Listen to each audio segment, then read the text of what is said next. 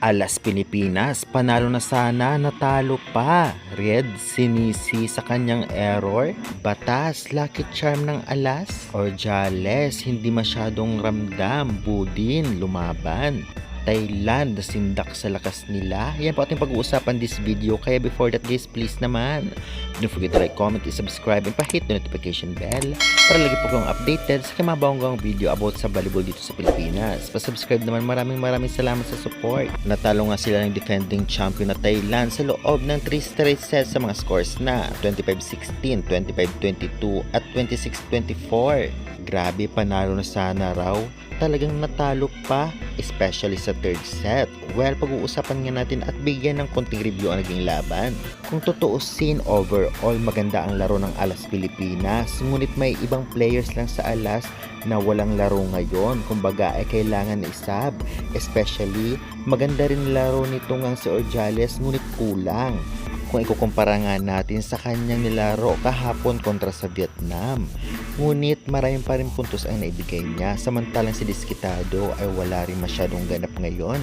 Well, kapag aambag naman siya, ngunit kulang talaga, samantalang si Batas naman ay palaban ngayon dahil nga service at talagang marami din siyang bigay na punto sa Alas para hindi masyadong makalayo ang score ng Thailand. Well, masasabi nga natin na grabe talaga ang Thailand pagdating sa offense at blockings.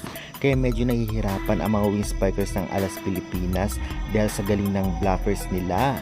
Samantalang kahit papano ay nakakasabay din ang Alas dahil dikit palagi ang scores.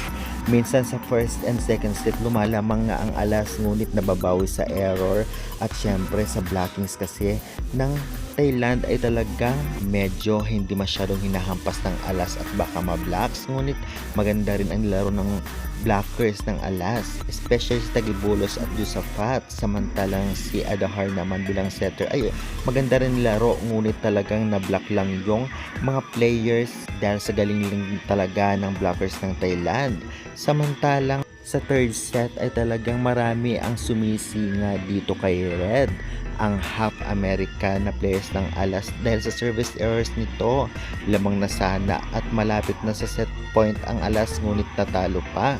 Overall, maganda sana ang laro ng Alas, ngunit kinulang lang at syempre nagka-error. Kaya guys, sana makabaw sila next game. Anong say nyo about sa laban nila? I-comment nyo na yan at huwag kalimutan mag-like and subscribe for more updates.